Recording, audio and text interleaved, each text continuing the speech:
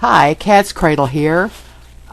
When I started making the videos of how to make your own instead of buying ready-made food from corporate food companies, one of the most requested videos I've had in the last couple of weeks is how to make your own mayonnaise. So I'm going to show you how. It's real simple with just a few ingredients. Today I'm going to make it for you in a mason jar so that you can actually see what's happening in the process. So in the mayonnaise jar I have the vinegar, and tonight I've chosen to use apple cider vinegar. To that I'm going to add a pinch, maybe 2 pinches of dry mustard because I really like that. It also serves as a stabilizer in mayonnaise and causes it to thicken and stay thick.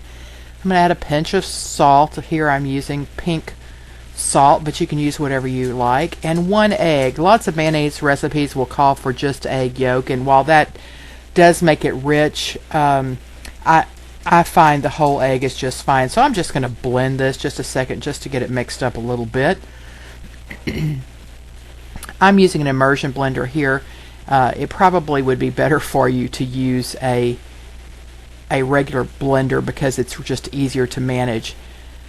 For this you would use olive oil. I would not use extra virgin olive oil unless you just want a very strong olive oil flavor. I would use just the regular olive oil.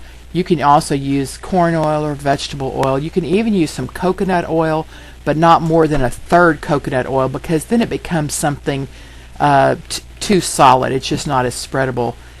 And the trick is to drizzle in the olive oil very slowly. You can see the stream right there. Paladin Prepper's helping me by videoing this.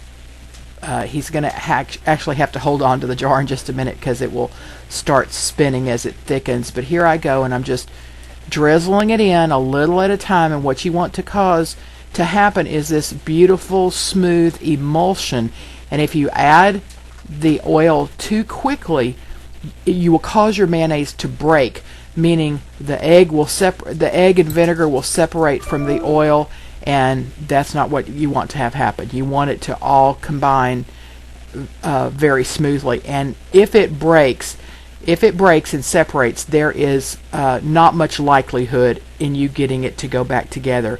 You would have to start over. So you don't want to do that. Not that an egg and vinegar is very expensive, but a cup of olive oil is. So here it starts to spin because it's getting thicker. So I have Paladin Prepper grab it and hang on to it while I add the remaining oil. It's only going to take just a little bit more because the consistency is getting right, and you can make it as thick as you want it. The more oil you add, the thicker it will be. And I don't want mine quite as thick as regular store-bought mayonnaise. I have some leftover roast beef that I'm going to make sandwiches out of tonight, and that's what I'm going to use it for, is a spread on the sandwiches. And you can see I plunge the immersion blender up and down to kind of test the thickness, and then add a little more oil to get it a little thick. But you can see by looking at the neck of the immersion blender that it's getting pretty thick. Just a few more drops and I think that will be it.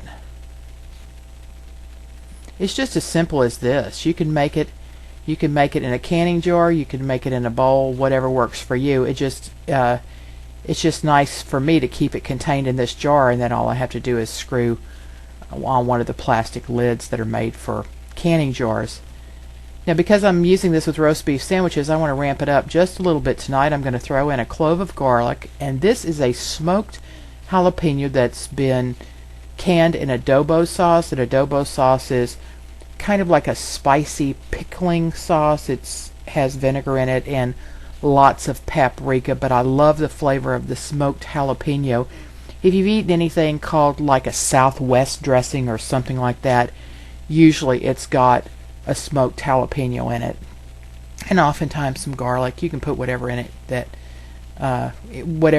you think would taste good, but I like the garlic and smoked jalapeno.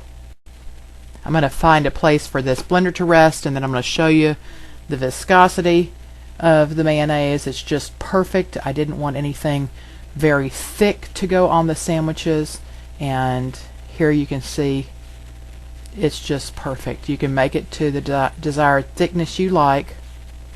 There you go, homemade mayonnaise. No preservatives, nothing in it you don't even want.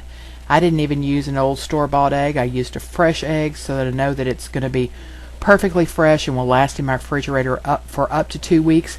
I hope you try this. It's as simple as it looks. If you don't have an immersion blender, use a regular blender. That's what I did for years. Hope you try it. Cat's Cradle.